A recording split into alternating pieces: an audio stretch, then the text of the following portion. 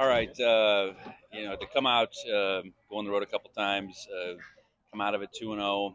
I think today's environment much different than last week in some regard, but ultimately opponent that knew a bunch about us, so we didn't know a ton about them. I think defensively, to go 3 quarters and not give them a first down, that's a pretty significant stat right there. So really proud of the defense, the way they came out and played. Offensively, I think it was just an uneven performance. I have more inopportune penalties at times, especially in that first half. That were drive killers. We didn't quite get the ball down the field in the passing game. We missed a couple opportunities there. And that score could look a lot differently. And you know what? At the end of the day, to go through a little bit of adversity and not always have it go our way, it's okay too. I think we came out in the third quarter and put together some things and got on the board again. Got some guys, some much needed experience across the board, offense, defense. Ultimately that the team played really hard. I know. That's what you're going to get. That's their opener here. They're going to come out and play hard. I'm sure defensively they threw the kitchen sink at us, and I think that'll show us. Offensive line right now we're way thinner than we would like to be, and the saving grace is that we will get guys back, and the guys that are now playing are the experience is going to go a long ways. Ultimately when we hit our stride coming down this month or so down the road, I guess. So happy to be 2-0. Happy to be going back home, get a chance to play in front of our fans next week, and keep raising the bar. Any update on Tommy? He was cramping. Okay. Yeah, he had cramps in both calves, I guess. So should have gave the ball. And then you mentioned being thin on the offensive line. Is that was Connor injury, or can you say Connor will be okay? I just I couldn't tell you whether this is play next week, miss next week. I don't know, but nothing too crazy serious. A lot of unknowns in the Utah offense going in. I guess what do you think? It's just overall defensive performance, like you mentioned, not having a first down. Well, I think we went in and felt like whoever's playing quarterback will really dictate what they like to do, and they went with Hill and number 5. I know two contrasting styles, so I thought we handled that piece well and certainly got them off balance. I didn't get a first down for 3 quarters, so I think I thought that effort on the defense, and there was some big third down plays in there. It wasn't. We had to make some plays to not allow them to get a first down, obviously, and they were going after it. And that kid's played a bunch of football in the Big Ten. I know that. So, I thought defensively we did a really good job. Jaden Perkins coming in, I guess just spoke to. Obviously, I know Connor was out, but just the decision to have him. Yeah, how do you feel like Jaden's been kind of a do-it-all on the inside, whether it's been at guard spots or center. I think there's a trust that he's going to go out. He's going to go out there and know what he's doing. So for him to get a chance to play, I know Everett Carr was the other interior guy that was kind of that in that next grouping, and we need to figure that piece out. Who are our next best options, and getting game experience like this and being able to evaluate those guys over maybe even a quarter plus of football is pretty important. I know Aiden Kaplan got in there at center.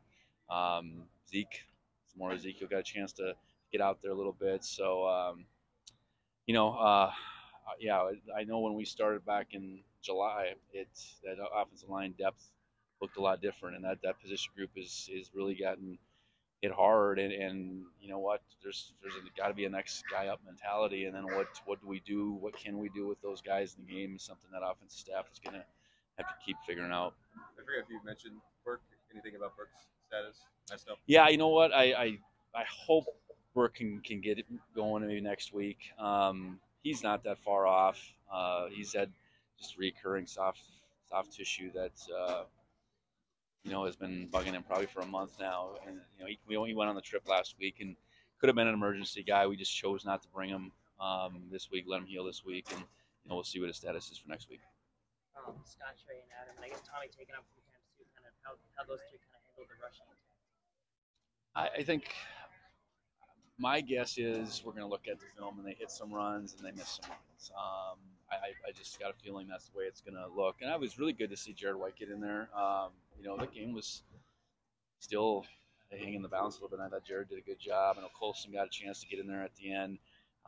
Tommy got out and ran a little bit a couple times. I know we've tried to limit him a little bit through this first stretch of the season. But again, I've said it before. I mean, the defense and dictating our read game a little bit can keep the ball in his hands if they want to too. So I think we got a deep running back room as we've talked about, and it was good to see all four of those guys get a chance to run the ball today. Miles going out there for a couple of plays. Yeah, we'll have to take a look at those field goals in the first half. I felt like the first one was low, and I think we felt like he really rushed the second one he missed. So to have him go back out in the second half and make those one field goal and not missing those extra points, I guess, through the game was good. Where Casey's going to be at this coming week, I think, is a little bit of a question mark still. So, we got to keep evaluating what our best option is there, and I guess to get out there and fail and then come back and make one, I suppose there's a positive piece to that.